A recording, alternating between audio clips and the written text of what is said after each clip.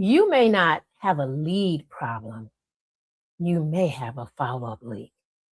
And listen, if those opportunities are still kind of sitting in your inbox, your DMs, your notes, your calendars, or even your memory, and you don't have no clear steps, y'all, they may not be lost. They may just be stuck in a broken process, I like to say.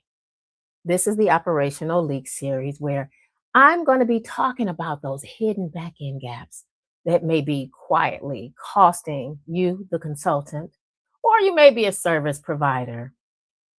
Time, I'd like to say, because time is important, revenue, capacity, and momentum, because we need that. For those that may not know me, I am Danette Moss, also known as the Strategy Lady, and I collaborate with consultants, service based business owners, and I like to help them simplify, automate, systematize, and streamline their operations. Those are four steps that spell out what I talk about a lot called the SASS.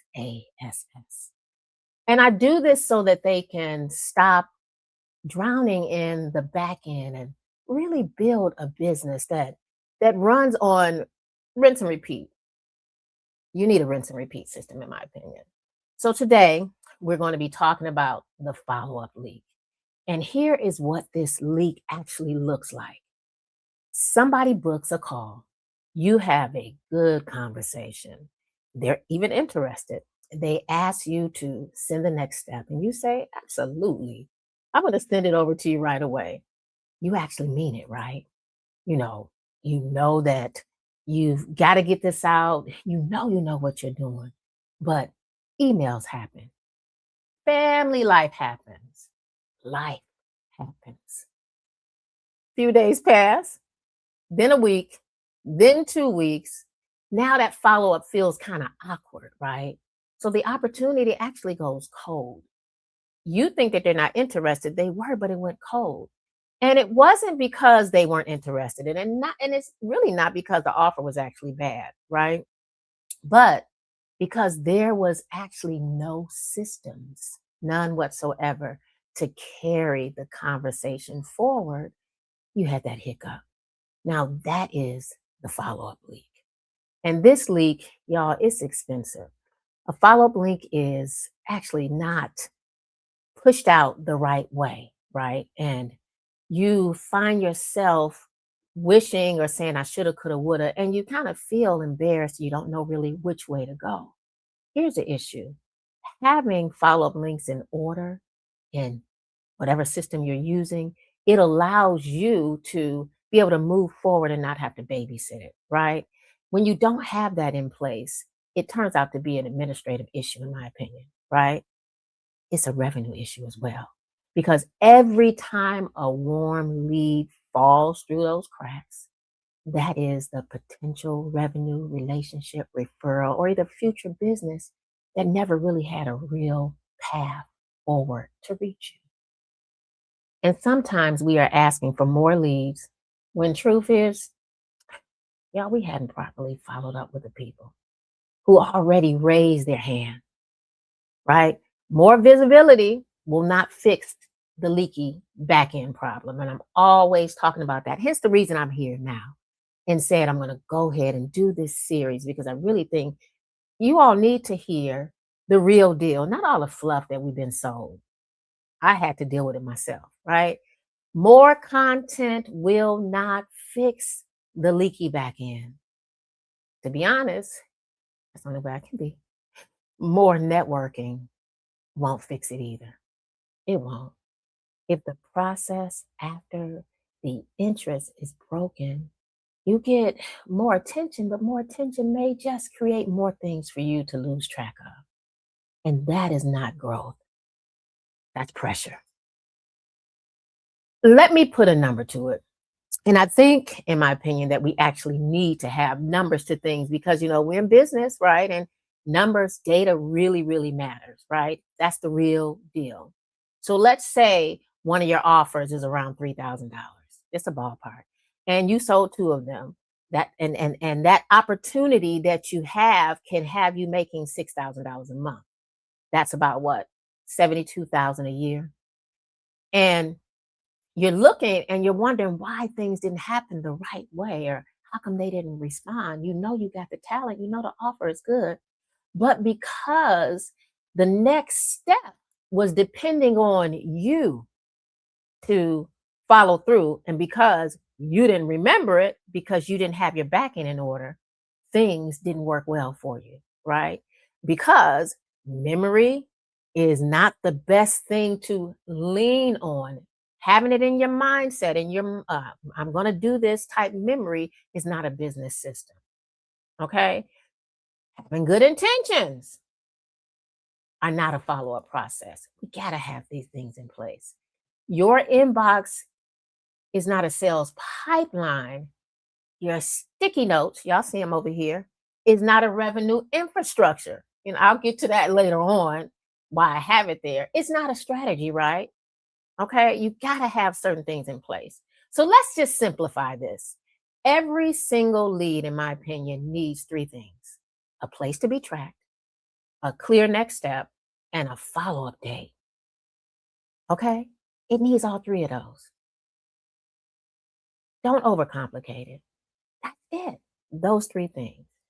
You do not have to rebuild your entire business today, but you do need to stop letting opportunities live in random places all over the place. Because when one lead lives in a DM, another lives in your inbox, another lives in your notes, another lives in your memory, and another lives in a text thread where we live at a lot, you do not have a follow up system. You got scattered opportunities. And scattered opportunities create scattered revenue. And so here's a SaaS fix that I'm going to give you, okay? And since this is probably the first leak that well, it is not probably, it's the first leak that we're talking about. Let me show you exactly or share with you exactly what SaaS actually means because we're going to be using this in every episode. It is 4 steps in this exact order: simplify, automate, systematize, and streamline. We never skip ahead because you should never automate something you have not simplified first. So here's the SaaS fix for the follow up leak that you may be having. First, simplify the next step. Okay. Every lead should have one clear action attached to them. Are they supposed to book a call, receive a proposal, get a resource, be followed up with next week, right? Be followed up with tomorrow. Be moved to a nurture sequence. Do not leave this part vague. That's the problem. It let me tell you, you run into so many issues when you leave it vague because I believe truly a vague next step becomes a missed next step. Ask me how I know. Second, automate the reminder. You should not have to remember when to follow up with every person manually. That's a problem. You've got CRMs, calendar reminders, tasks, workflows. Y'all, we got platforms like digital CEO systems or whatever platform you're using that can support you. Use it. If the follow up matters, it should not depend on your memory. It shouldn't because we gonna miss it. We're gonna forget things. Life is going to happen. And third, systematize the rhythm. Decide what follow up looks like in your business, not in nobody else's. Stop trying to be like everybody else, right? Maybe it might be 3 days after the proposal. Maybe it's 1 week after the first touch point. Maybe it's a simple 3-part type follow up sequence. But there needs to be some type of rhythm, your rhythm, not everybody else's, not random, not emotional, a rhythm. All right. Now, fourth, streamline the movement. A lead should move from interest to conversation to decisions without you rebuilding the process every single time. That is how you put your business on rinse and repeat. And here's your action step that I want to leave you with. Look at the last 10 sale conversations that you had. The last 10 sale conversations, not 100, just 10. Okay. Look at those last 10 people who actually showed some kind of interest. Someone who possibly booked a call, someone who asked for more information, someone who requested a proposal, someone who commented on your post, right? And they showed you that there was a clear need. Someone who said, let me think about it if you talked to them before. They may even said, hey, I'm gonna circle back on this. Someone who was referred to you. I'm giving you all these examples. Then ask yourself, who has a clear next step? Who needs a follow-up? Who received information but never got a touch point after that? Who is still sitting in your inbox? Who's still sitting in your DMs? Y'all know what goes down in a DM? Who's still sitting in your head? And who may still be interested but hadn't heard from you yet? Okay. That one exercise can show you where money may already be sitting inside your business because sometimes the money is not missing. I had to learn that. Sometimes it's just stuck in a broken process. If you find one or two loose ends, fix those. Send a message. Create the reminder. Put the person in a tracker. Clean up the follow up, okay? If you do this and realize, wait a minute, y'all, listen, Danette, you done mentioned all these different things, and I'm finding out that it's not just the one thing. This is happening across all of your leads. Well, you know, that's a problem, right? Not just your leads, your proposals, your onboarding, your client communication, your day to day operations. That's a bigger signal. That means you may not be dealing with just one lead, honestly. You may be dealing with a back end pattern.